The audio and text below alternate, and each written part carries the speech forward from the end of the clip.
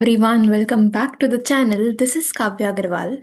So, in this video, we are going to cover our third chapter of Indian economic development, जिसका नाम है liberalisation, privatization and globalisation. तो थोड़ा सा difficult लगता है, पता नहीं क्यों बच्चों को कि समझ नहीं आता है चैप्टर या बहुत सारी चीज़ें इस चैप्टर में। बट हम लोग इसको पूरा अच्छे तरीके से डिटेल में समझेंगे, नोट्स अच्छे से देखेंगे और बढ़िया से पढ़ते हैं। आइए स्टार्ट करते हैं।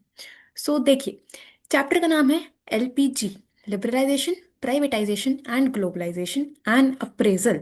ठीक है, अभी एक रिकैप लेते हैं। चैप्टर नंबर 1 जो था वो हमने पढ़ा था इंडिपेंडेंस से पहले, यानी कि ब्रिटिश रूल के टाइम पे इंडियन इकोनॉमी की सिचुएशन कैसी थी।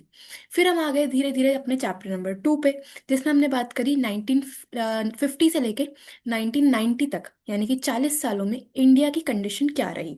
तो उसमें हमने ये देखा कि एग्रीकल्चर सेक्टर में जो जमींदारी सिस्टम था उसे खत्म करने के लिए गवर्नमेंट ने लैंड रिफॉर्म का यूज करा। ठीक है, लैंड सीलिंग लगाई, ग्रीन रेवोल्यूशन आया था।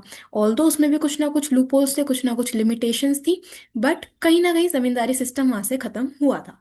ठीक है, इंडस्ट्रियल सेक्टर की अगर हम बात करें तो इंडस्ट्रियल सेक्टर में पॉलिसी आई थी, इंडस्ट्रियल पॉलिसी रेजोल्यूशन, जिसमें मेजर रोल पब्लिक सेक्टर यानी कि गवर्नमेंट को दिया गया था कि गवर्नमेंट एक लीडिंग रोल प्ले करेगी in the industrial development of India. ठीक है, इसमें हमने इंडस्ट्रियल लाइसेंसिंग इंट्रोड्यूस करी थी कि कोई भी अगर प्राइवेट इंडस्ट्री है तो अगर उसे सेटअप करना है, एक्सपैंड करना है या डाइवर्सिफाई करना है खुद को, तो उसके लिए लाइसेंस लेना मैंडेटरी था।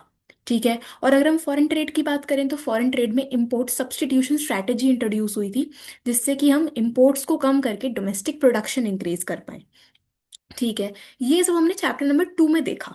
ओके, अब आपको करना है चैप्टर 3, जिसमें हम बात करेंगे 1991 में एक पॉलिसी आई, एलपीजी पॉलिसी।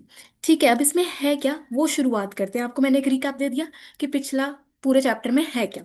ठीक है, अब देखो यहाँ पे लिखा हुआ है कि सबसे पहले economic reforms, reasons for economic reforms. Economic reforms का मतलब क्या है? रिफॉर्म का मतलब होता है एक रिवॉल्यूशन, रेवोल्यूशन। ठीक है, एक बड़ा चेंज इकॉनमी में, एक पूरा स्ट्रक्चर चेंज करना या इकॉनमी का पूरा जो एक नक्शा बदल देना। ठीक है, तो बहुत बड़ा लेवल ऑफ चेंज इकॉनमी में देखने के लिए मिलता है, जैसे हम बोलते हैं इकोनॉमिक रिफॉर्म्स। तो रीजंस क्या क्या थे? एलपीजी पॉलिसी हम बोलते हैं 1991 में आई, जिसे हम न्यू इकोनॉमिक पॉलिसी भी बोल सकते हैं। तो इकोनॉमिक रिफॉर्म्स लाने के पीछे कारण क्या थे, रीजंस क्या थे, या इंडिया को क्यों चेंजेस लेके आने पड़े अपने इकोनॉमिक स्ट्रक्चर में, उसके पीछे रीजंस क्या क्या थे। तो सबसे पहला रीजन इसमें लिखा है poor performance of public sector. Public sector का मतलब होता है गवर्नमेंट। तो इसमें लिखा हुआ क्या है कि in the 40 years period public sector was assigned an important role to work for the economic development of India, लेकिन except for a few public industry overall performance was very disappointing. हुआ क्या था कि मेजर रोल पब्लिक सेक्टर को दिया था पिछले 40 सालों में, बट पब्लिक सेक्टर इतना अच्छा रोल प्ले कर नहीं पा रहा था या लॉस में भी जा रहा था, जिसकी वजह से हमें इकोनॉमिक रिफॉर्म्स लेके आने पड़े। ठीक है, दूसरा है डेफिसिट इन बीओपी। जो बीओपी है, आप लोगों को पता होगा बीओपी क्या होता है। बीओपी में बेसिकली फॉरेन एक्सचेंज के इनफ्लो और आउटफ्लो को हम रिकॉर्ड करते हैं। तो बीओपी में डेफिसिट था, यानी कि आउटफ्लो ज़्यादा थे, इनफ्लो इतने थे नहीं।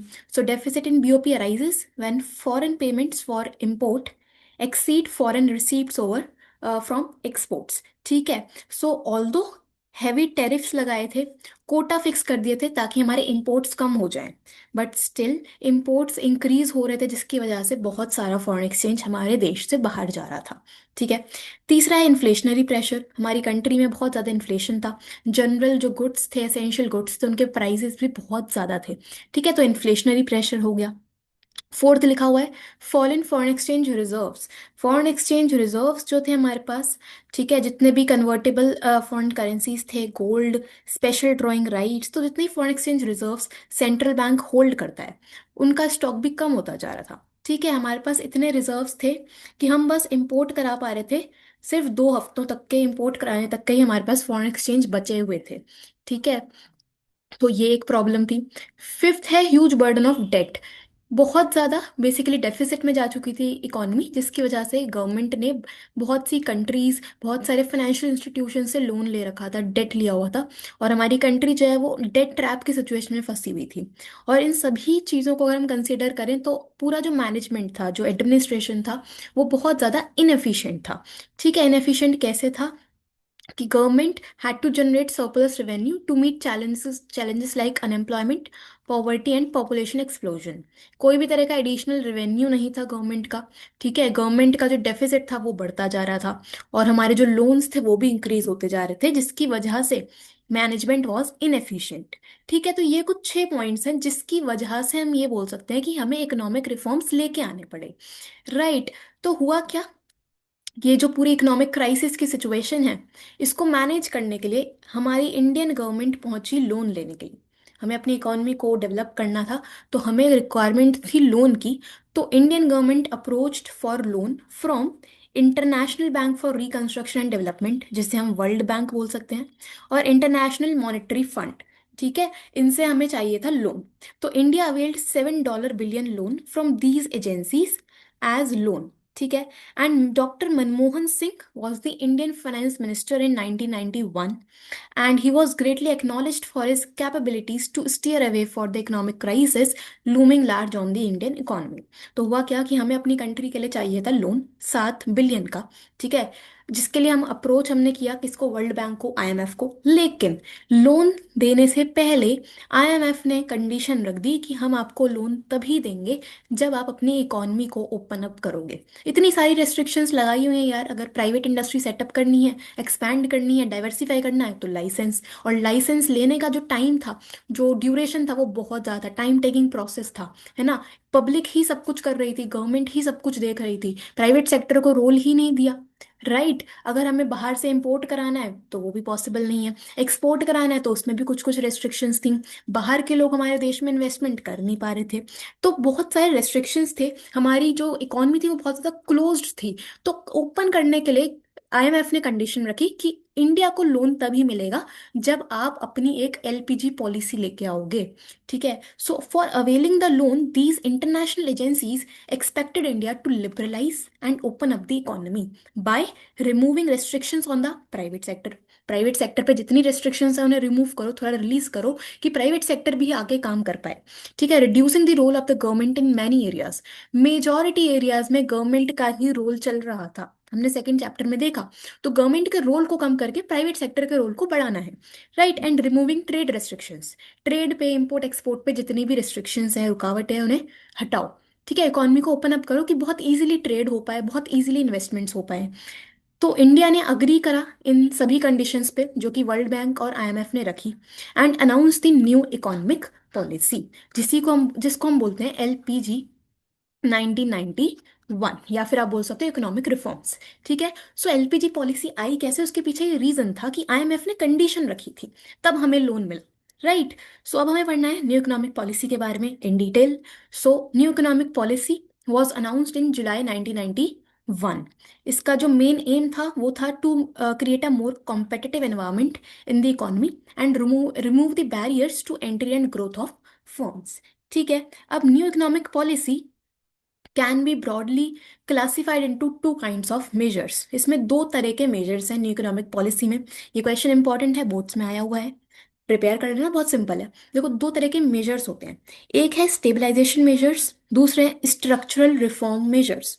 Stabilization measures and structural reform measures. Stabilization measures जो है ना, ये शॉर्ट टर्म मेजर्स हैं या शॉर्ट टर्म गोल्स हैं, जिसमें हम ये बोलते हैं कि बीओपी में जितना भी डेफिसिट है, हमने भी पीछे रीजंस पढ़े, तो बीओपी में जो डेफिसिट है उनको करेक्ट करना, ये हमारा एक स्टेबलाइजेशन मेजर है। ठीक है, कि हमारा जो फॉरेन एक्सचेंज रिजर्व्स हैं उनको हम इंक्रीज कर पाएं और बीओपी के डेफिसिट को करेक्ट कर पाएं, तो this is a type of stabilization measure. या फिर हम बोल सकते हैं कि हमें इन्फ्लेशन कंट्रोल करना है, तो ये भी एक शॉर्ट टर्म मेजर है, स्टेबलाइजेशन में आएगा। ठीक है, स्ट्रक्चरल रिफॉर्म मेजर की बात करें तो ये होते हैं लॉन्ग टर्म मेजर्स या long term goals which aim at improving the efficiency of the economy, economy की एफिशिएंसी इंप्रूव हो पाए, और increasing the international competitiveness by removing the rigidity in various segments of the Indian economy. ठीक है, competitiveness को increase करना है, competition को इंक्रीज करना है, तो वो आएगा हमारे स्ट्रक्चरल रिफॉर्म मेजर्स में। ठीक है, तो स्टेबलाइजेशन शॉर्ट टर्म होते हैं, स्ट्रक्चरल लॉन्ग टर्म होंगे। Okay, done. अब main policy of new economic policy में है क्या क्या, एलपीजी। ठीक है, लिक्विफाइड पेट्रोलियम गैस। नहीं जी, ये नहीं है, हम इकोनॉमिक्स पढ़ रहे हैं। तो एलपीजी का मतलब क्या है, लिबरलाइजेशन, प्राइवेटाइजेशन, ग्लोबलाइजेशन, एक एक करके तीनों को पढ़ना है। ठीक है, तो देखो, सबसे पहले हम बात करेंगे लिबरलाइजेशन की। लिबरलाइजेशन में लिखा क्या है? Liberalization means removal of entry and growth restrictions on the private sector. Private sector पे जितने भी हमने एंट्री एंड रेस्ट्रिक्शंस लगाए हुए हैं, ठीक है, कि आप इजीली एंटर नहीं कर सकते प्राइवेट सेक्टर को। अगर बेसिकली ग्रो करना है, सेटअप करनी है नई इंडस्ट्रीज, तो उसके लिए लाइसेंस लेना मैंडेटरी था टिल 1990। तो उन रिस्ट्रिक्शंस को हटाओ, ठीक है, प्राइवेट सेक्टर को भी हमें रोल देना है, काम देना है, ठीक है। तो it was about liberalization. So, liberalization involves deregulation and reduction of government control and greater autonomy of private investment to make economy more competitive।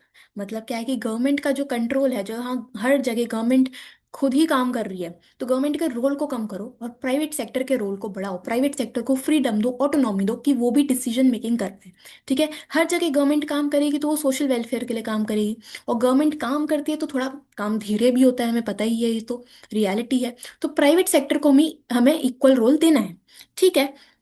सो इसमें लिखा है purpose of liberalization was to unlock the economic potential of the country by encouraging private sector and multinational corporation to invest and expand. और साथ साथ हमें competition increase करना है अपनी इकोनॉमी में, ठीक है। अब लिबरलाइजेशन जो है, इसके अंडर 5 रिफॉर्म्स हैं। इसके अंडर 5 रिफॉर्म्स हैं, इंपॉर्टेंट हैं, ध्यान से देखते हैं। 5 रिफॉर्म्स हैं और लिबरलाइजेशन कंप्लीट हो जाएगा। तो देखो 5 रिफॉर्म्स कौन कौन से हैं। पहला है industrial sector reform. Industrial sector reform में बेसिकली हम बात करेंगे इंडस्ट्रीज की। इंडस्ट्रीज में जो लाइसेंसिंग सिस्टम था उसको थोड़ा रिलैक्स करना है, इंडस्ट्रियल सेक्टर रिफॉर्म में आएगा। दूसरा है फाइनेंशियल सेक्टर रिफॉर्म, कि फाइनेंशियल सेक्टर यानी कि हमारे मॉनेटरी सिस्टम में, मॉनेटरी स्ट्रक्चर में क्या चेंजेस आए। टैक्स रिफॉर्म में हम बात करेंगे डायरेक्ट और इनडायरेक्ट टैक्सेस की। Foreign exchange reforms and trade and investment policy reform. तो एक एक करके पांचों पढ़ेंगे, सिंपल हो जाएगा। देखो सबसे पहले industrial sector reform. Industrial sector reforms में क्या है, इसमें क्या क्या चेंजेस आए, वो हमें देखना है कि इंडस्ट्रियल सेक्टर में क्या क्या चेंजेस आए अंडर द एलपीजी पॉलिसी। तो सबसे पहला पॉइंट लिखा है reduction in industrial licensing. So new economic policy abolished industrial licensing for all the projects except for 18 industries. This number was further reduced to 5 industries. मतलब पहले हर एक प्राइवेट इंडस्ट्री को लाइसेंस लेना कंपलसरी था, बट एलपीजी पॉलिसी के under government ने क्या किया, सिर्फ 5 इंडस्ट्रीज ऐसी सिलेक्ट करी जिनके लिए लाइसेंस लेना मैंडेटरी होगा। तो लाइसेंसिंग सिस्टम रिड्यूस कर दिया, ठीक है। वो 5 इंडस्ट्री कौन कौन सी थी ये याद रखना। पहली है distillation and brewing of alcoholic drinks.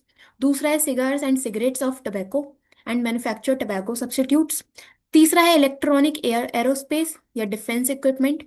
Fourth है इंडस्ट्रियल एक्सप्लोजिव्स। और फिफ्थ स्पेसिफाइड हेजार्डस केमिकल्स। तो ये 5 इंडस्ट्रीज हैं जिनके लिए लाइसेंस वॉज मैंडेटरी, ठीक है।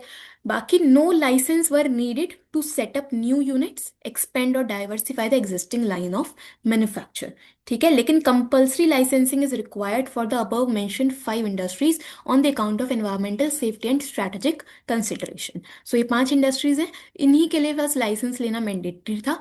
बाकी इंडस्ट्रीज आसानी से सेटअप करना चाहती हैं, डाइवर्सिफाई करना चाहते हैं, खुद को एक्सपेंड करना चाहते हैं, तो वो बहुत ईजिली कर सकते हैं विदाउट एनी रिस्ट्रिक्शंस, ठीक है। तो पहला पॉइंट ये।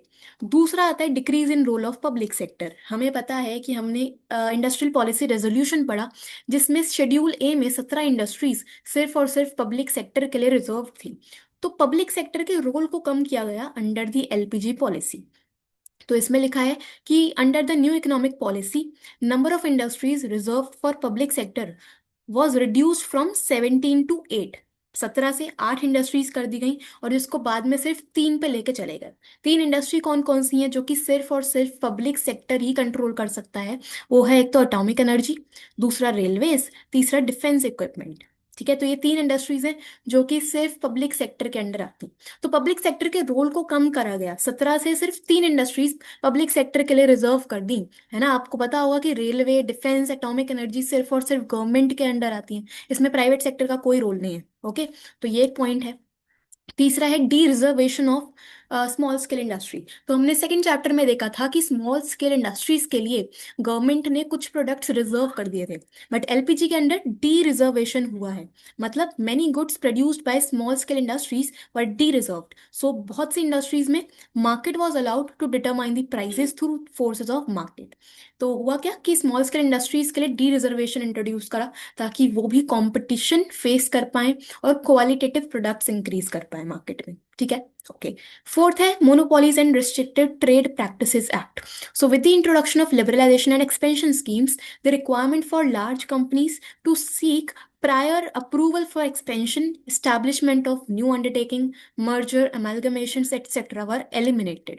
तो आपको अगर एक्सपैंड करना है, ठीक है, मर्जर आप चाहते हैं, अमेलगमेशन चाहते हैं, तो उसके लिए पहले अप्रूवल चाहिए होता था। उन सबको एलिमिनेट कर दिया, ठीक है, थोड़ा इजी करा प्रोसेस को। एमआरटीपी एक्ट को रिप्लेस कर दिया गया बाय कॉम्पिटिशन एक्ट 2002, जिसको बाद में अमेंड करके 2009 में इंट्रोड्यूस किया गया। ठीक है, तो मेन जो पॉइंट्स हैं under the industrial sector reform वो यही है कि लाइसेंसिंग सिस्टम में रिडक्शन देखने के लिए मिला, पब्लिक सेक्टर का रोल डिक्रीज कर दिया फ्रॉम 17 इंडस्ट्रीज टू 3 इंडस्ट्रीज, और स्मॉल स्केल इंडस्ट्रीज में डी रिजर्वेशन हमें देखने के लिए मिला। ठीक, डन। इसके बाद सेकेंड टाइप ऑफ रिफॉर्म आता है एलपीजी में अंडर लिबरलाइजेशन, वो है हमारा फाइनेंशियल सेक्टर रिफॉर्म। कि फाइनेंशियल सेक्टर में क्या हमें चेंजेस देखने के लिए मिले। तो हमें पता है कि इंडिया का जो फाइनेंशियल स्ट्रक्चर है, जो मॉनेटरी सिस्टम है, वो कंट्रोल किया जाता है by the reserve bank of India. RBI apex body है, ठीक है, इसी के अंडर सब कुछ चल रहा है। सो रिफॉर्म्स में क्या क्या पॉइंट्स हैं। पहला पॉइंट है change in the role of RBI. RBI के रोल को चेंज किया गया। The role of RBI was reduced from regulator to facilitator of financial sector. इसका मतलब क्या है कि 1991 से पहले जो आरबीआई था वो रेगुलेटर था। रेगुलेटर का मतलब कि पूरा मॉनेटरी सिस्टम आरबीआई रेगुलेट करेगा। अगर कमर्शियल बैंक्स को कुछ भी डिसीजन लेना है, कोई भी स्टेप लेना है, कुछ भी काम करना है, कोई भी एक्टिविटी करनी है, तो उसके लिए पहले आरबीआई से परमिशन लेना वॉज कंपल्सरी। बट एलपीजी के अंडर क्या हुआ, आरबीआई के रोल को रिड्यूस कर दिया, कन्वर्ट कर दिया फ्रॉम रेगुलेटर टू फैसिलिटेटर। मतलब कि यहाँ पे कमर्शियल बैंक्स को पावर दी गई कि वो खुद से डिसीजन मेकिंग कर सकते हैं।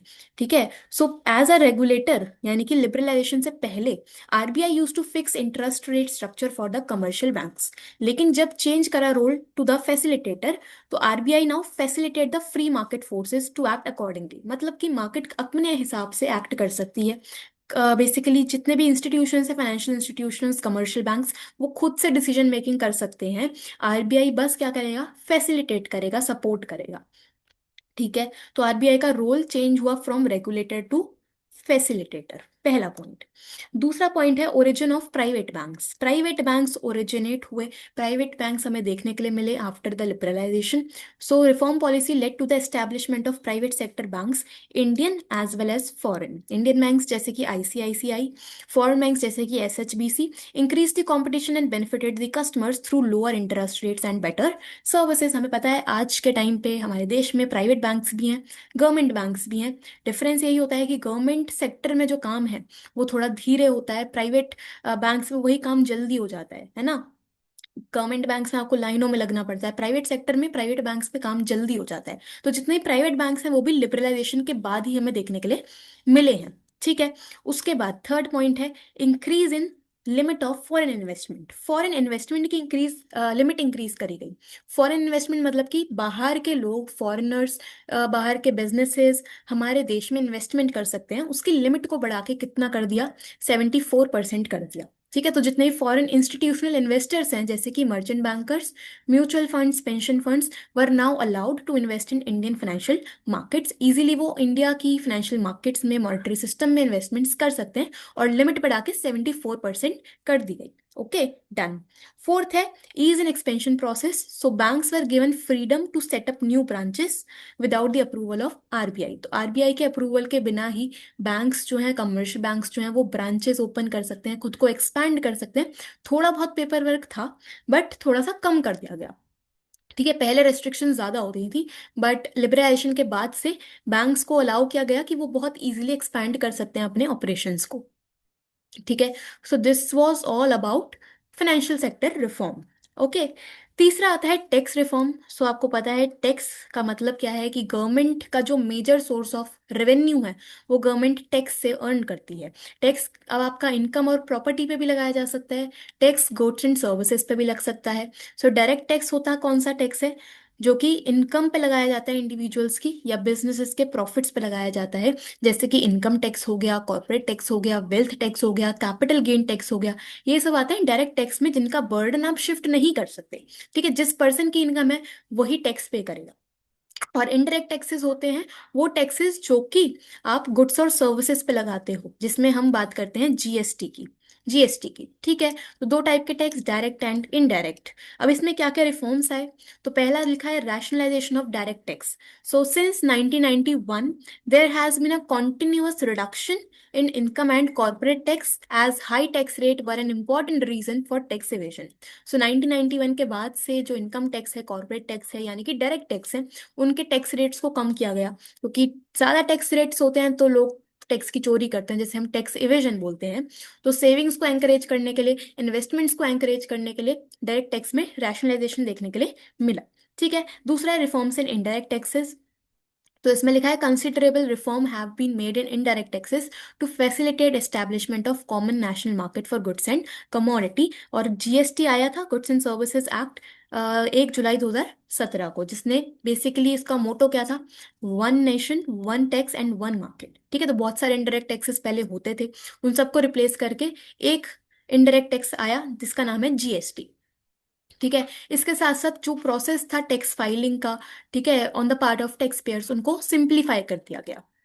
ठीक, ये हो गया। फोर्थ टाइप ऑफ रिफॉर्म है लिबरलाइजेशन में, that is foreign exchange reform. Foreign exchange reform में क्या है, पहला पॉइंट है डीवैल्यूएशन ऑफ रुपीस। अगर आपने फॉरेन एक्सचेंज पढ़ा है मैक्रो में तो आपको पता होगा डीवैल्यूएशन का मतलब क्या होता है। बट स्टिल, डीवैल्यूएशन का मतलब क्या होता है, कि जब गवर्नमेंट इंटेंशनली डोमेस्टिक करेंसी की वैल्यू को कम कर देती है, ठीक है, तो उसे हम बोलते हैं डीवैल्यूएशन, उसे हम बोलते हैं डीवैल्यूएशन। ठीक है, तो इससे होता क्या है, it refers to deliberate reduction in the value of domestic currency in terms of foreign currency by the government of a country. अगर आप डीवैल्यू कर रहे हो ना, तो उससे हमारे देश के एक्सपोर्ट्स बढ़ते हैं, क्योंकि बाहर की कंट्रीज को हमारे जो इंडियन गुड्स हैं वो सस्ते पड़ेंगे, तो हमारे एक्सपोर्ट्स बढ़ेंगे, जिससे हमारे पास फॉरेन एक्सचेंज का इन्फ्लो होता है।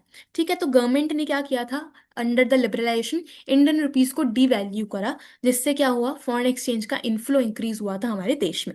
ठीक है, दूसरा है market determination of exchange rate, मतलब कि इसमें हम बोल सकते हैं कि हम यहाँ पे फ्लोटिंग एक्सचेंज रेट की बात कर रहे हैं, कि मार्केट में जो एक्सचेंज रेट है ना, वो मार्केट के थ्रू डिटरमाइन किया जाता था।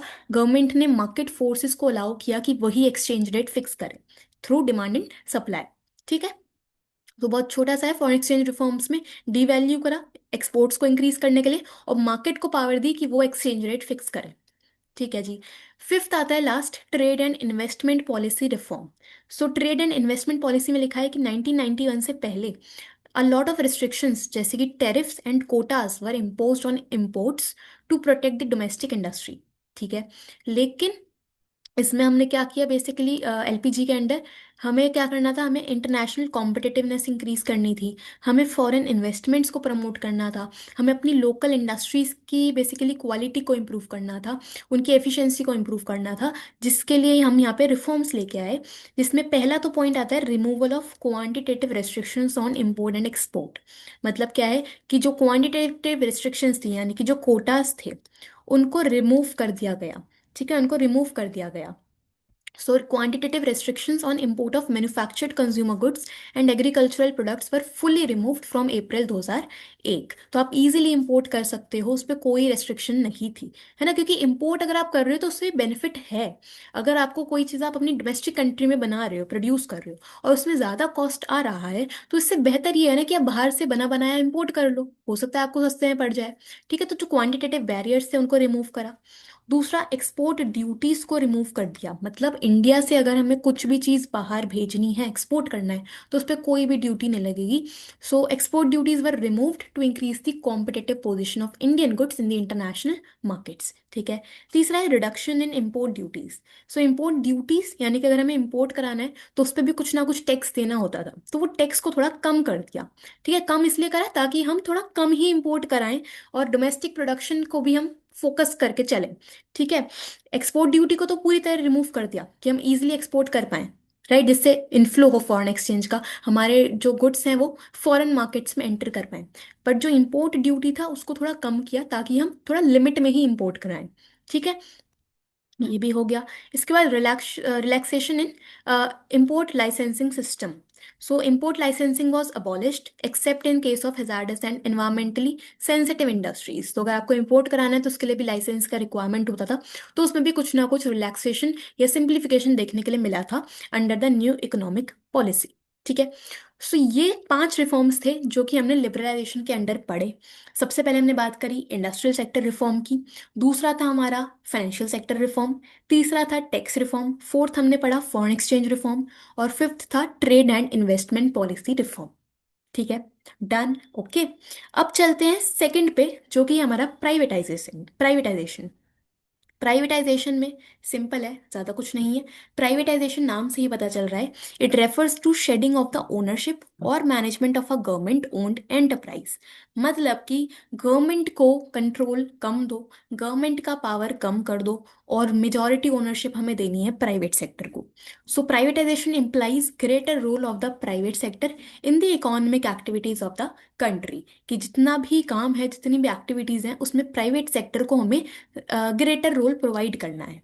ठीक है। सो over the years, Indian government has diluted its stake in several public enterprises, including IBP, Maruti Udyog, and IPCL, etc.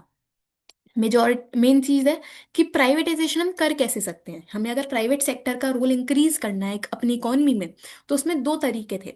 पहला है ट्रांसफर ऑफ ओनरशिप, दूसरा है डिसइन्वेस्टमेंट। ट्रांसफर ऑफ ओनरशिप का मतलब है transfer of ownership and management of public sector companies from the government to the private sector. मतलब कि जो पीएसयू हैं, पब्लिक सेक्टर कंपनीज हैं, यानी कि जो गवर्नमेंट की अंडरटेकिंग्स हैं, उनकी ओनरशिप को पूरी तरह से आप ट्रांसफर कर दो प्राइवेट सेक्टर को। ठीक है। और दूसरा तरीका है डिसइन्वेस्टमेंट। डिसइन्वेस्टमेंट में क्या करते हैं कि जो पब्लिक सेक्टर अंडरटेकिंग है, वो अपना कुछ part, selling of part of the equity to of PSU to the public, this is known as disinvestment. या तो एक पब्लिक सेक्टर अंडरटेकिंग है, उसकी ओनरशिप पूरी ही तरह ट्रांसफर कर दो प्राइवेट सेक्टर को। ठीक है। या फिर जो पब्लिक सेक्टर अंडरटेकिंग है, जो पब्लिक एंटरप्राइज है, उसका कुछ पार्ट हम सेल ऑफ कर सकते हैं प्राइवेट सेक्टर को, तो भी प्राइवेट सेक्टर का रोल इंक्रीज होगा। तो दो तरीके से आप प्राइवेटाइजेशन कर सकते हो। ओके। प्राइवेटाइजेशन का पर्पस क्या है? To improve financial discipline and facilitate modernization. ठीक है। It was also believe that private capital and managerial capabilities will help in improving performance of the PSU. ठीक है, कि पब्लिक सेक्टर तो सिर्फ वेलफेयर के काम कर रहा है, बट देश में प्रॉफिट होना भी जरूरी है, देश में बिजनेसेस होना भी जरूरी है, राइट। और बेसिकली फाइनेंशियल डिसिप्लिन हमें मेंटेन करना है, तो इसके लिए प्राइवेट सेक्टर को रोल देना जरूरी था। ओके। इसमें एक टॉपिक आता है हमारे पास, महारत्न, नवरत्न एंड मिनी रत्न, तो इसको भी देख लेते हैं। So government also made attempts to improve the efficiency of public sector undertaking by giving them autonomy in taking managerial decisions. So government ने देखो प्राइवेट सेक्टर को तो चलो रोल दिया प्राइवेटाइजेशन में, इसके साथ साथ जो पब्लिक सेक्टर अंडरटेकिंग थे, यानी कि पीएसयूज थे, उनकी ऑटोनॉमी भी इंक्रीज करी या उनकी एफिशिएंसी को इंक्रीज करने के बारे में भी सोचा। So for instance some PSUs have been granted special status, जैसे कि Navratna and mini Ratna. So in order to infuse professionalism and enable PSU to compete more effectively in the liberalised global environment, government ने कुछ PSU को एक special status दे दिया, जिनको हमने बोला नवरत्न। ठीक है। They were given greater managerial and operational autonomy in taking various decisions. Okay. So basically कुछ ऐसे प्राइवेट सेक्टर अंडरटेकिंग थे जो थोड़ा बेहतर परफॉर्म कर रहे थे, ठीक है, जिनमें अच्छी एक बेसिकली एफिशिएंसी उनकी अच्छी थी, कैपेसिटी अच्छी थी काम करने की, तो उनको गवर्नमेंट ने एक स्पेशल स्टेटस दिया दिया। ठीक है। और उनको एक टैग दे दिया नवरत्न का। ठीक है। So apart from this, other profit making enterprises were granted greater operational, financial and managerial autonomy, and they were referred as mini Ratan. ठीक है। तो महारत्न्स में है जैसे कि Indian Oil Corporation Limited, Steel Authority of India Limited, सारे PSU में ही आते हैं, पब्लिक सेक्टर में ही आते हैं, बट ये कुछ एक्सेप्शनल थे जो बहुत ही अच्छा परफॉर्म कर रहे थे। ठीक है, बड़ी बड़ी इंडस्ट्रीज हैं ये। नवरत्न में हम बात करते हैं Bharat electronics limited, container corporation of company of India limited, बहुत सारे होते हैं। ठीक है, मिनी रतन में भी कुछ कुछ हैं, राइट। तो ये आप बस ऐसे में रीड कर लेना कि है क्या ये टॉपिक। Okay, done. इसके बाद चलते हैं तीसरे पार्ट पे, that is globalization. So globalization का मतलब क्या है कि हमें ग्लोबल मार्केट्स में रीच आउट करना है। मतलब कि हम सिर्फ अपने देश में ट्रेड ना करें, हम सिर्फ अपने ही देश में प्रोडक्शन ना करें, हम बाहर के देशों के साथ मिल के काम करें। ठीक है, तो it means integrating the national economy with the world economy through removal of barriers on the international trade and capital movements. Integration पे फोकस करना है कि हम इजीली इंपोर्ट एक्सपोर्ट कर पाएं, हम बाहर के देशों में इन्वेस्टमेंट्स कर पाएं, बाहर के देश हमारे देश में इन्वेस्टमेंट्स कर पाएं, है ना। तो उसको हम बोलेंगे globalization, to reach out basically global markets. आप देख रहे हो इतने सारे इंडिया में बिजनेसेस हैं जो अब ग्लोबल जा चुके हैं, अलग अलग देशों में उनकी ब्रांचेज हैं, है ना, फ्रेंचाइजी हैं, आउटलेट्स हैं। तो वो क्या है, ग्लोबलाइजेशन का ही एक पार्ट है, राइट। सो ग्लोबलाइजेशन का एम क्या है, to create a borderless world. Borderless world, आप इजीली मार्केट्स में रीच आउट कर पा रहे हो, कोई भी तरह का रेस्ट्रिक्शन नहीं है, दैट इज ग्लोबलाइजेशन। ठीक है, अभी ग्लोबलाइजेशन में क्या क्या चेंजेस आए वो हम देख लेते हैं थोड़ा सा। सो new economic policy prepared a specified list of high technology and high investment priority industries. So NEP के अकॉर्डिंगली हुआ क्या था कि एक लिस्ट बनाई गई high technology and high investment priority industries की, जिसमें ऑटोमेटिक परमिशन अलाउड थी अप टू 51%। ठीक है, कि एफडीआई अलाउड था अप टू 51%। ये टॉपिक बस रीड ओनली है, आप बस रीड कर लेना, मैं आपको बता देती हूँ क्या क्या है इसमें। उसके साथ साथ इंडियन रुपीस को डी वैल्यू करा गया था, रीजन आपको पता है, ताकि एक्सपोर्ट्स इंक्रीज हो पाए। ठीक है, और इसमें क्या है, in order to bring the Indian economy within the ambit of global competition, the government had modified the custom duty to a considerable extent। तो कस्टम ड्यूटी कम कर दी गई थी 250% से 10% तक। ठीक है, ओके। नेक्स्ट चलते हैं positive and negative trades of globalization, कि पॉजिटिव पॉइंट्स क्या हैं ग्लोबलाइजेशन के और नेगेटिव पॉइंट्स क्या हैं। तो अगर हम फेवर में बात करें, तो ग्लोबलाइजेशन के थ्रू आप एक्सेस कर सकते हो ग्लोबल मार्केट्स तक, आपको बेटर टेक्नोलॉजी मिल पाएगी, है ना, आप दूसरे कंट्री की टेक्नोलॉजी यूज कर सकते हो, बेटर प्रोडक्शन कर सकते हो। So better future prospects for large industries of developing countries to become important players in the international arena. और फोर्थ है better prospects for skilled people across the globe to increase their earnings by utilizing their skills. और अगर आप बाहर basically reach out कर रहे हो तो यहाँ से एम्प्लॉयमेंट जनरेशन भी होगा। ठीक है, हमारे देश का जीडीपी भी बेटर होगा। ठीक है जी, आप ये भी लिख सकते हो पॉइंट्स, राइट। अगेंस्ट में अगर हम बात करें तो इसमें लिखा हुआ है कि benefits of globalization accrue more to developed countries as they are capable to as they are able to expand their markets in other countries. Point ये है कि ग्लोबलाइजेशन का जो मेजॉरिटी बेनिफिट है वो डेवलप्ड नेशंस को जाता है, ना कि डेवलपिंग कंट्रीज को। तो डेवलप्ड नेशंस के लिए थोड़ा बेहतर होता है क्योंकि इनके पास रिसोर्सेज ज़्यादा होती हैं, पैसा ज़्यादा होता है। ठीक है, मॉनेटरी टर्म्स में वो बेहतर होते हैं, बेटर होते हैं। तो बेनिफिट जो है वो ग्लोबलाइजेशन का वो ज़्यादातर डेवलप्ड नेशंस ले जाते हैं, और डेवलपिंग नेशंस में एज सच कुछ ज़्यादा बेनिफिट नहीं मिल पाता। ओके, दूसरा पॉइंट है globalization compromises the welfare and identity of people belonging to poor countries. So globalization में हम पुअर कंट्रीज को तो इग्नोर ही कर देते हैं, उनके वेलफेयर के बारे में तो सोचते ही नहीं, हम सिर्फ सोचते हैं कि बिजनेसेस को कैसे एक्सपेंड कर दिया जाए ताकि प्रॉफिट अर्न हो पाए, है ना। बट पुअर जो कंट्रीज हैं, जो पुअर नेशंस हैं, वो थोड़ा सा साइड ट्रैक हो जाते हैं, राइट। इसके बाद लिखा है कि market driven globalization increase the economic disparities among nations and people, जिसकी वजह से economic disparities, economic inequalities create होती हैं। ठीक है, सो as a result of globalization, MNC have gained strong position in the developing countries, due to which domestic companies are forced to face stiff competition। So domestic companies को competition भी face करना पड़ता है, वो भी एक नेगेटिव पॉइंट पे हम लिख सकते हैं। ठीक है, डन। इसके बाद इसी में एक छोटा सा कॉन्सेप्ट आता है आउटसोर्सिंग। आउटसोर्सिंग आपने पहले भी पढ़ा होगा 11th में। आउटसोर्सिंग का अगर हम जनरल एक बेसिक मतलब देखें तो इसका मतलब होता है डेलीगेशन। बीएसटी में पढ़ा होगा डेलीगेशन।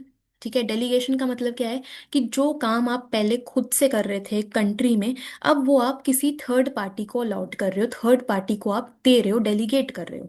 इसे हम बोलते हैं आउटसोर्सिंग।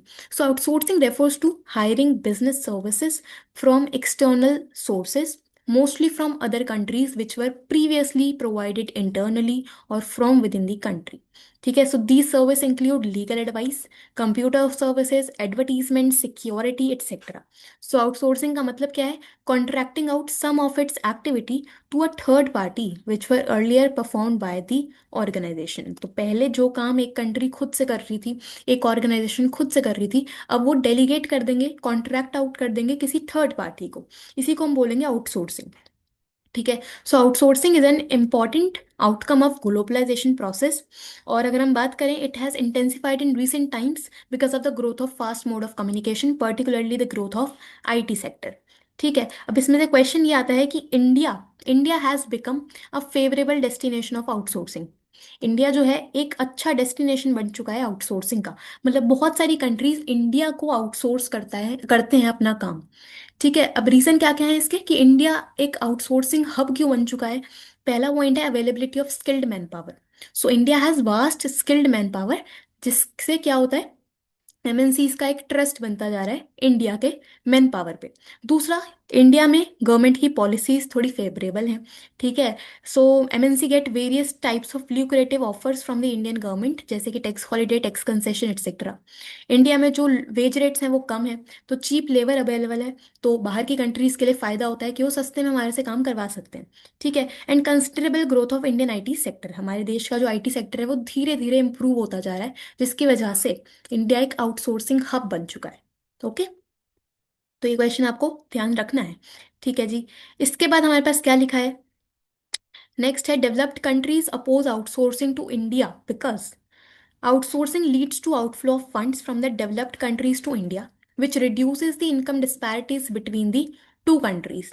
और आउटसोर्सिंग से एम्प्लॉयमेंट जनरेशन भी कम होता है डेवलप्ड कंट्रीज में। मतलब कोई डेवलप्ड नेशन है, जैसे कि यूएसए है, तो यूएसए ने इंडिया को कुछ एक्टिविटीज आउटसोर्स करी हैं, तो यूएसए का जो एम्प्लॉयमेंट है वो थोड़ा सा कम हो जाएगा, हमारे देश में एम्प्लॉयमेंट बढ़ जाएगा। तो इसलिए कुछ कंट्रीज अपोज भी करती हैं आउटसोर्सिंग को।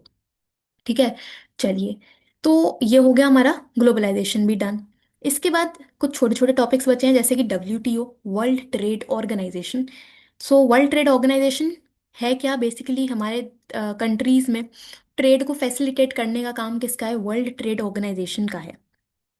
सो prior to WTO, general agreement on trade and tariff यानी कि GATT was established as Global Trade Organization in 1948 with 23 countries. So WTO से पहले GATT, general agreement on trade and tariff, ये एक ग्लोबल ट्रेड ऑर्गेनाइजेशन थी जो कि 1948 में स्टैब्लिश हुई थी। ठीक है, बट बाद में क्या आया? WTO आया 1995 में as the successor of GATT. ठीक है, तो आपको ईयर याद रखना है कि WTO 1995 में आया था। ठीक है, उससे पहले गैट चलता था। ओके जी, अब इसके बाद है क्या कि डब्ल्यूटीओ में बेसिकली 164 मेंबर कंट्रीज हैं, जो बेसिकली ट्रेड से रिलेटेड सभी रूल्स एंड रेगुलेशंस बनाते हैं। ठीक है, मेजर फंक्शंस क्या क्या हैं डब्ल्यूटीओ के? तो पहला है to facilitate international trade, bilateral as well as multilateral, through removal of tariffs and non tariff barriers. तो ट्रेड को फैसिलिटेट करने का काम डब्ल्यूटीओ का है। दूसरा, rule based trading regime establish करना है। ठीक है, कि कोई भी तरह का रेस्ट्रिक्शंस ना हो ट्रेड पे। तीसरा है to enlarge production and trade of services, आप इजीली प्रोडक्शन कर पाओ, सर्विसेज का ट्रेड कर पाओ। Fourth, optimize to ensure optimum utilization of world resources, जितनी भी रिसोर्सेज हैं वो ऑप्टिमाइज्ड तरीके से यूज हो, कोई भी वेस्टेज ना हो। और एनवायरमेंट प्रोटेक्शन के लिए भी काम करता है डब्ल्यूटीओ। ठीक है, ओके, इसके बाद नेक्स्ट आता है हमारे पास कि ये बायलेटरल ट्रेड क्या है, मल्टीलेटरल ट्रेड क्या है। तो नाम से ही पता चल रहा है, बायलेटरल का मतलब होता है टू। तो अगर दो कंट्रीज के बीच में इंपोर्ट एक्सपोर्ट हो रहा है तो उसे हम बोलेंगे बायलेटरल ट्रेड। अगर मल्टीपल कंट्रीज हैं जिनके बीच में ट्रेड हो पा रहा है तो उसे हम बोलेंगे मल्टीलेटरल ट्रेड। ठीक है, इस पर टैरिफ बैरियर्स क्या होते हैं? टैरिफ का मतलब होता है टैक्स, राइट। तो अगर आप इंपोर्ट और एक्सपोर्ट पे टैक्स लगाते हो, बेसिकली इंपोर्ट्स पर अगर हम टैक्स लगा रहे हैं उनको एक्सपेंसिव करने के लिए, तो उसे हम बोलेंगे टैरिफ बैरियर्स। और नॉन टैरिफ बैरियर्स में हम बात करते हैं कोटास की। ठीक है, कोटास की, या फिर हम बोल सकते हैं इंपोर्ट लाइसेंसिंग, ताकि हमारे इंपोर्ट्स थोड़े से कम हो पाए। ठीक, ओके, इसके बाद नेक्स्ट आता है आपके पास an appraisal of LPG policy. LPG policy का अप्रेजल, अप्रेजल में हम बात करेंगे बेनिफिट्स क्या क्या मिले हमें एलपीजी पॉलिसी से, और हमें बेसिकली उससे डिसएडवांटेजेस क्या क्या हैं, नेगेटिव पॉइंट्स क्या क्या हैं, वो हमें यहाँ पे समझने हैं। तो अगर बात करें arguments in favour of economic reforms, तो क्या क्या पॉइंट्स हमारे फेवर में रहे एलपीजी पॉलिसी से। तो पहला लिखा है इसमें increase in rate of economic growth. LPG policy आई जिससे हमारा इकोनॉमिक ग्रोथ इंक्रीज हुआ, यानी कि हमारे देश का जीडीपी इंक्रीज हुआ 5.6% से लेके 7.2% इन 2022-23। ठीक है, आपको डेटा याद नहीं रखना, बस आपको पॉइंट ध्यान रखना कि इकोनॉमिक ग्रोथ हमें देखने के लिए मिली थी। During the reform period the growth of agriculture has declined and industrial sector reported fluctuation, whereas growth of service sector has gone up. So reform period के टाइम पे, एलपीजी के टाइम पे जो एग्रीकल्चर और इंडस्ट्रियल सेक्टर की growth है वो कम हुई थी, लेकिन सर्विस सेक्टर में सबसे ज्यादा ग्रोथ देखने के लिए मिली थी। ठीक है, तो आपको इसमें ये लिख देना है जिसकी वजह से हमारा देश का जीडीपी बढ़ा था। ओके, दूसरा पॉइंट है इनफ्लो ऑफ फॉरेन इन्वेस्टमेंट। हमने पढ़ा एलपीजी के अंडर की जो फॉरेन इन्वेस्टमेंट की लिमिट है वो 74% तक कर दी गई थी, है ना। तो बेसिकली फॉरेन इन्वेस्टमेंट इंक्रीज हुई थी, हमने अपनी इकोनॉमी ओपन अप करी, जिससे एफडीआई और एफआईआई इंक्रीज हुआ 100 मिलियन से 30 बिलियन तक। ठीक है, आपको अगेन डेटा याद रखने की जरूरत नहीं है, बट आपको रीजंस पता होने चाहिए कि कैसे इन्फ्लो हुआ था। ओके, इसके बाद हमारे पास लिखा है rise in foreign exchange reserves. हमारे जो फॉरेन एक्सचेंज रिजर्व्स हैं वो इंक्रीज हुए थे। हमें पता है कैसे, कि गवर्नमेंट ने इंडियन रुपी को डीवैल्यू करा था, है ना। हमारे एक्सपोर्ट्स इंक्रीज हुए थे, इतने सारी रिस्ट्रिक्शंस हटाई, तो उससे क्या हुआ, फॉरेन एक्सचेंज का इन्फ्लो हुआ था। ठीक है, rise in exports, exports increase हुए। So India experienced considerable increase in export of auto parts, pharmaceutical goods, engineering goods, IT software and textiles. So exports हमारे देश के बड़े थे सिंस 1991। इन्फ्लेशन कंट्रोल किया गया था, और प्राइवेट सेक्टर का जो रोल है वो इंक्रीज हुआ था। कैसे, by abolition of licensing system and removal of restrictions on entry of the private sector. ठीक है, ओके। अब ये तो हो गए पॉजिटिव पॉइंट्स। इसके बाद अगर हम बात करें क्रिटिसिज्म की या आर्ग्यूमेंट्स अगेंस्ट इकोनॉमिक रिफॉर्म्स, तो उसमें हमें क्या क्या देखना है। तो सबसे पहला पॉइंट लिखा है ग्रोइंग अनएम्प्लॉयमेंट। तो यहाँ पे लिखा है कि though the GDP growth rate has increased in the reform period, but such growth failed to generate sufficient employment opportunities in the country. मतलब कि जीडीपी तो बढ़ता हुआ हमें दिखा था, लेकिन एम्प्लॉयमेंट इतनी इंक्रीज नहीं हुई। ठीक है, सो अनएम्प्लॉयमेंट हमें देखने के लिए मिला। दूसरा, एग्रीकल्चर सेक्टर को निगलेक्ट कर दिया गया। ये क्वेश्चन इंपॉर्टेंट है, काफी बार आया हुआ है पेपर में, कि इकोनॉमिक रिफॉर्म्स के बाद एग्रीकल्चर सेक्टर की क्या कंडीशन थी।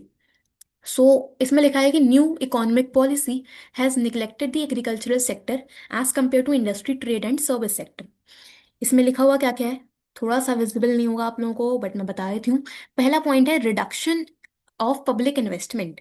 पब्लिक इन्वेस्टमेंट कम कर दी गई थी। Public investment in agriculture sector, special in infrastructure, जिसमें हम बात करते हैं इरिगेशन की, पावर की, रोड्स की, market linkages, research and extension, has been reduced. So agriculture sector में बेसिकली गवर्नमेंट की जो इन्वेस्टमेंट थी वो कम कर दी गई थी। तो पहला रीजन ये था कि एग्रीकल्चर सेक्टर को निगलेक्ट करा था।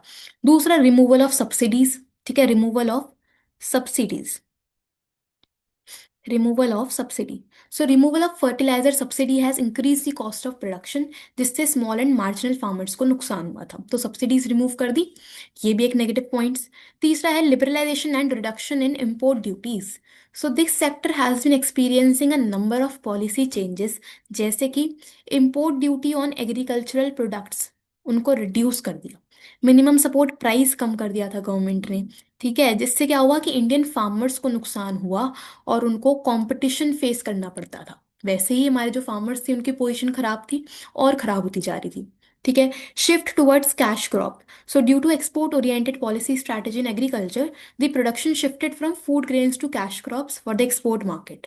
इससे क्या हुआ कि बेसिकली इंडिया जो है वो फूड क्रॉप से कैश क्रॉप्स पे शिफ्ट हो गया, और फूड क्रॉप्स की शॉर्टेज होने के चक्कर में उनके जो प्राइजेस थे वो बढ़ गए थे। ठीक है, तो ये चार पॉइंट्स हैं कि एग्रीकल्चर सेक्टर को निगलेक्ट क्यों करा गया, उसके रीजंस। ठीक है, कैसे हुआ। इसके बाद अगर हम बात करें, तो थर्ड है low level of industrial growth. Low level of industrial growth. So industrial sector में भी ग्रोथ रेट थोड़ा कम था। पहला पॉइंट है cheaper imported goods. So globalization की वजह से there was a greater flow of goods and services from developed countries, and as a result domestic industries were exposed to imported goods. Globalization शुरू हुआ था, तो बाकी देशों के संग ट्रेड हो पा रहा था, तो बाहर के गुड्स हम ज़्यादा से ज़्यादा इम्पोर्ट कर रहे थे, जिससे क्या हुआ, हमारे देश में जो डोमेस्टिक गुड्स हैं उनको रिप्लेस कर दिया गया था बाय द चीपर इम्पोर्ट्स। ठीक है, तो डोमेस्टिक मैन्युफैक्चरर्स को नुकसान हुआ। दूसरा, lack of infrastructural facilities. Infrastructure facilities नहीं थी प्रॉपर, जैसे कि पावर सप्लाई, ठीक है, वो इनएडिक्वेट थी due to lack of investment. और तीसरा है non tariff barriers by developed countries. So all quota restrictions on export of textiles and clothing have been removed from India. लेकिन कुछ डेवलप्ड कंट्रीज ने क्या किया, जैसे कि USA have not remove their quota restrictions on import of textiles from India. ठीक है, तो यूएसए ने क्या किया, इंडिया से अगर वो इंपोर्ट कराते थे टेक्सटाइल्स, तो उस पे जो कोटा थे उनको रिमूव ही नहीं करा था, तो नॉन टैरिफ बैरियर्स बाहर के देशों ने लगा दिए थे इंडिया पे।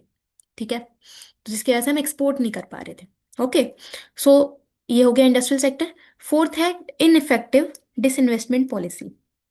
Ineffective disinvestment policy. So government has always fixed a target for disinvestment of public sector enterprise. For instance, in 91-92, it was targeted to mobilize 2500 crore through disinvestment.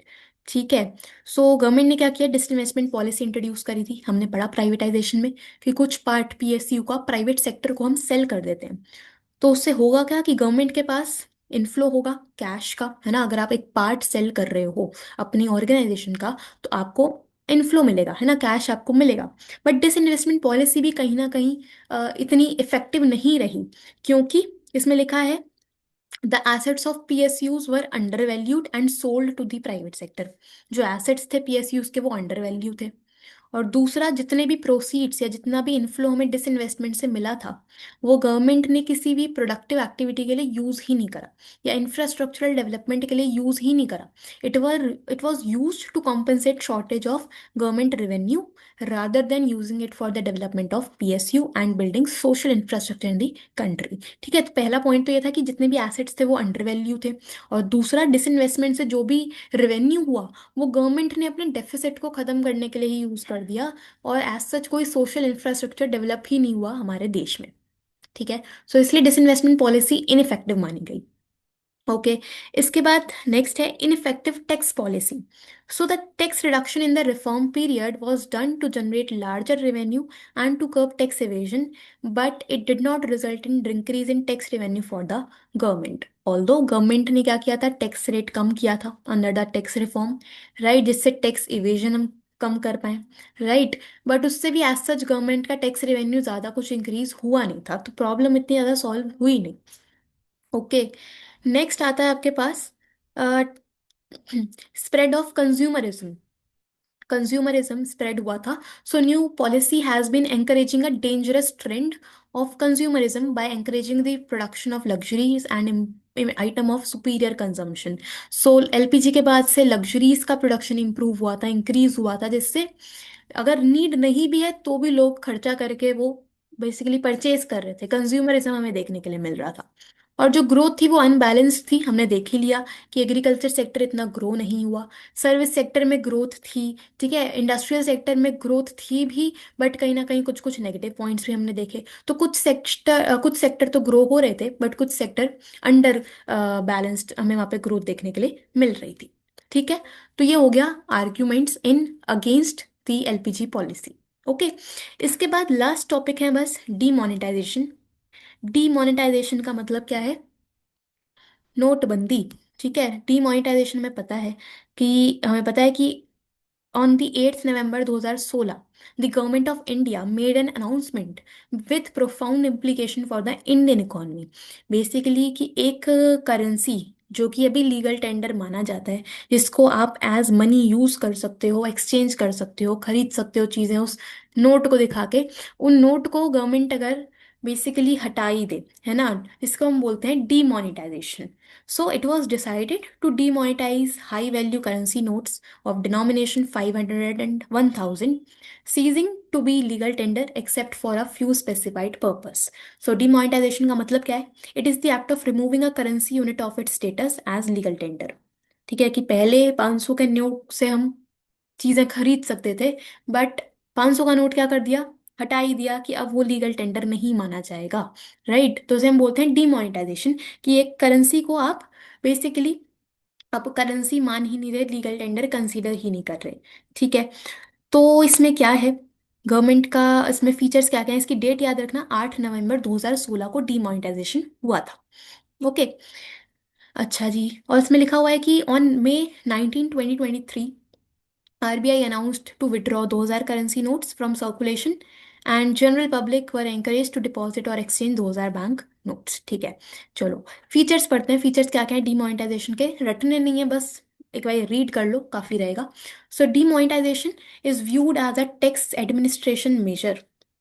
Cash holdings arising from declared income was readily deposited in banks and exchanged for new notes. However, people holding black money had to declare their unaccounted wealth and pay taxes at a penalty rate. So demonetization किया इसलिए था ताकि हम tax system को थोड़ा simple कर पाएं, tax administration हम थोड़ा अच्छा कर पाएं, कि लोगों के जितने भी बेसिकली करेंसी हैं या जो लोग ब्लैक मनी होल्ड कर रहे हैं वो बैंक्स में लेके आएंगे एक्सचेंज पर्पस के लिए, तो उस पर वो टैक्स देंगे, पेनल्टीज देंगे। तो टैक्स एडमिनिस्ट्रेशन अच्छा करने के लिए ये एक तरीका था। दूसरा, demonetization is also interpreted as a shift on the part of government indicating that tax evasion will no longer be tolerated और एक्सेप्टेड। सो डीमोनेटाइजेशन के थ्रू गवर्नमेंट ये भी चाहती थी कि टैक्स इवेजन ना हो पाए। टैक्स इवेजन मतलब कि जब लोग इलीगली टैक्स ना पे करें, लोग टैक्स की चोरी करें, उसे हम टैक्स इवेजन बोलते हैं। ठीक है, तीसरा है demonetization also led to channelizing savings into a formal financial system. मतलब कि जो कैश आपके घर में रखा है, अब आप उसे बैंक्स में लेके आओ, फाइनेंशियल सिस्टम में उसको लेके आओगे, तो ऑफ कोर्स सेविंग्स की डेवलपमेंट, सेविंग्स की हैबिट डेवलप होगी, इन्वेस्टमेंट्स हमें देखने के लिए मिलेगी। तो सेविंग्स को चैनलाइज करना था फॉर्मल फाइनेंशियल सिस्टम में। ठीक है, उसके बाद फोर्थ है, डीमोनेटाइजेशन का एम था कि हमें एक कैशलेस और कैश लाइट इकोनॉमी क्रिएट करनी है। ठीक है, ओके जी। इसके बाद नेक्स्ट आता है आपके पास, नेक्स्ट टॉपिक है goods and services tax, GST. So GST क्या है, जीएसटी एक इनडायरेक्ट टैक्स है। ठीक है, जीएसटी एक्ट आया था 29 मार्च 2017 को, और जीएसटी एक्ट जो है इफेक्टिव बना 1 जुलाई 2017। तो आपको 1 जुलाई 2017 याद रखना है। जीएसटी का मतलब क्या है, कि बेसिकली पहले, जीएसटी से पहले बहुत सारे इनडायरेक्ट टैक्सेस होते थे, जैसे कि वैल्यू एडेड टैक्स है, ठीक है, सेल्स टैक्स है, सर्विस टैक्स है, एक्साइज ड्यूटी है। तो देर आर मल्टीपल टैक्सेस जिसमें एक पर्सन फंसा ही रहता था। राइट, तो गवर्नमेंट ने बोला कि हम इन सब टैक्सेस को हटाते हैं और इन सब टैक्सेस के जगह एक सिंपल टैक्स लेके आएंगे जिसका नाम है GST, goods and services tax. ठीक है, इसका मोटो क्या था, मोटिव क्या था, one nation and one tax. Okay, so GST में हम बात करते हैं गुड्स एंड सर्विसेज टैक्स की, तो इसमें यही लिखा हुआ है कि GST has replace 17 indirect taxes, जैसे कि value added tax, service tax, excise duty, sales tax etcetera. Okay, so government ने इन सबको हटाया। ओके, और उसकी जगह एक सिंपल टैक्स लेके आ गए, जीएसटी। ठीक है, इसमें क्या लिखा है अब आगे, नेक्स्ट आता है आपके पास, इसमें आपको कुछ छोटे मोटे पॉइंट्स याद रखने हैं, जैसे कि type of taxes under GST. अच्छा, जीएसटी रेट्स की बात कर लेते हैं कि जीएसटी का रेट क्या क्या है। तो अभी रिसेंटली ही 2025 में ही टैक्स रेट चेंज हुए थे। जीएसटी का रेट है 5%, 18% और 40%। ठीक है, जो करंट जीएसटी के रेट्स हैं वो ये है, 5%, 18% और 40%। ठीक है, ओके। अब टाइप ऑफ टैक्सेस क्या क्या है under GST. So type of taxes में तीन तरह के जीएसटी हो सकते हैं। पहला है सेंट्रल जीएसटी, दूसरा है स्टेट जीएसटी, तीसरा है इंटीग्रेटेड जीएसटी। मतलब क्या है, कि मान लीजिए, इसको मैं हटा देती हूँ एक बारी, जिससे हम यहाँ पे समझ लेंगे चीजें। तो देखो, सपोज मानो जीएस सेंट्रल और स्टेट का मतलब क्या है, कि सपोज टैक्स रेट है 18%। अगर आप सेम स्टेट में सप्लाई कर रहे हो, ठीक है, कि दिल्ली से आपको नोएडा, सपोज अगर हम दिल्ली में ही हैं, ठीक है, दिल्ली में ही अगर हम हैं और दिल्ली से ही मुझे गुड सप्लाई करने हैं, तो उसे हम बोलेंगे कि वो विद इन द स्टेट है ना। मुझे एक ही, हम अगर एक ही स्टेट की बात कर रहे हैं, एक ही स्टेट में हम ट्रेड कर रहे हैं, तो उसमें दो टैक्स लगते हैं, सीजीएसटी एंड एसजीएसटी। ठीक है, 18% में से 9% तो जाएगा सेंट्रल गवर्नमेंट को और 9% जाएगा स्टेट गवर्नमेंट को। ठीक है, तो सीजीएसटी में क्या है, it is the GST levied on the intra state supply of goods and services by the centre. Intra मतलब विद इन द स्टेट। और इंटीग्रेटेड जीएसटी क्या होता है कि अगर आप अलग अलग स्टेट्स में सप्लाई कर रहे हो गुड्स एंड सर्विसेज, कि हम दिल्ली में हैं, मैंने दिल्ली से गुड्स सप्लाई करे, सपोज मैंने दिल्ली से गुड्स सप्लाई करे यूपी में, ठीक है, तो अलग अलग स्टेट्स में हो गया। तो इस केस में जो टैक्स रेवेन्यू है, जो जीएसटी कलेक्ट होगा, वो कौन सी स्टेट रखे। सबसे बड़ी प्रॉब्लम तो यही है कि दिल्ली से हमने यूपी गुड्स सप्लाई करे, अलग अलग स्टेट्स हैं दोनों, तो जो जीएसटी कलेक्ट होगा इन गुड्स पे वो कौन सी स्टेट अपने पास रखेगी। तो इस केस में गवर्नमेंट ने बोला इतनी लड़ाई झगड़े करने की जरूरत नहीं है, जो भी टैक्स होगा वो सेंट्रल गवर्नमेंट के पास जाएगा, जिसे हम बोलते हैं इंटीग्रेटेड जीएसटी। ठीक है, तो इंटीग्रेटेड जीएसटी में क्या है, जो जीएसटी है वो कौन कलेक्ट करता है, सेंट्रल गवर्नमेंट। सेंट्रल गवर्नमेंट यानी कि मोदी जी के पास जाएगा। ओके, ठीक है। सो अगर अलग अलग स्टेट में होगा तो आईजीएसटी लगेगा, अगर with in the same state he supply हो रहा है तो सीजीएसटी और एसजीएसटी। आधा टैक्स सेंटर के पास, आधा स्टेट के पास। ठीक है, तो इस केस में अगर दिल्ली से यूपी हम सप्लाई कर रहे हैं तो जो 18% टैक्स है वो पूरा का पूरा सेंट्रल गवर्नमेंट रखेगी। ठीक है, डन। अच्छा, इसके बाद कुछ और फैक्ट्स पढ़ लेते हैं अबाउट जीएसटी। तो सिंगल टैक्स स्ट्रक्चर है, मल्टीपल टैक्सेस को छोड़ के एक सिंगल टैक्स है। Effect on prices, so with the implementation of GST luxury goods have become costlier while items of mass consumption have become cheaper. Okay, consumption based tax है ये, मतलब जिस स्टेट में फाइनली गुड्स कंज्यूम होंगे वो जो tax है वो स्टेट को जाएगा। So tax is received by the state in which goods और services are consumed and not by the state in which such goods are manufactured. Okay, so अगर एक प्रोडक्ट मैन्युफैक्चर हुआ है तमिलनाडु में और it travels through the country before it reaches Delhi, so जो buyer और consumer हैं वो टैक्स पे करेंगे और सेंटर और स्टेट अपना शेयर डिवाइड कर लेंगे। तो आपको बस ध्यान रखना है कि कंजम्पशन बेस्ड टैक्स है। इनवॉइस मैचिंग, इनवॉइस मैचिंग का मतलब क्या है कि जो टैक्स पे कर रहा है या जो बायर है और जो सप्लायर है, ठीक है, जो टैक्स पे कर रहा है और जिसको टैक्स रिसीव हो रहा है, दोनों ही अपने अपने पोर्टल पे शो करते हैं कि कितना जीएसटी उन्होंने फाइल किया है। ठीक है, तो इनवॉइस मैचिंग है, किसी भी तरह की यहाँ पे चीटिंग नहीं मानी जाएगी। ओके, बस आपको इतना ही ध्यान रखना है और बाकी आप इसमें इग्नोर कर सकते हो। ठीक, तो this was all about the chapter जिसमें हम लोगों ने स्टार्टिंग से सभी चीज़ें अच्छे से पढ़ी हैं। ठीक है, so this is it and I am hoping कि आपको पूरा चैप्टर समझ में आ गया होगा। स्टिल अगर कोई डाउट आता है, कोई पॉइंट नहीं क्लियर है, कोई भी क्वेश्चन है, तो आप कमेंट्स में पूछ सकते हैं। ठीक है, वीडियो अगर अच्छी लगती है तो कमेंट भी कर देना। कोई अगर आपको नहीं अच्छा लगा, कोई पॉइंट या नेगेटिव पॉइंट लगाओ तो वो भी कमेंट कर देना, ताकि मुझे पता चल पाए कि कहाँ पे इम्प्रूवमेंट का स्कोप है। ओके, मिलते हैं नेक्स्ट वीडियो में। Thank you so much.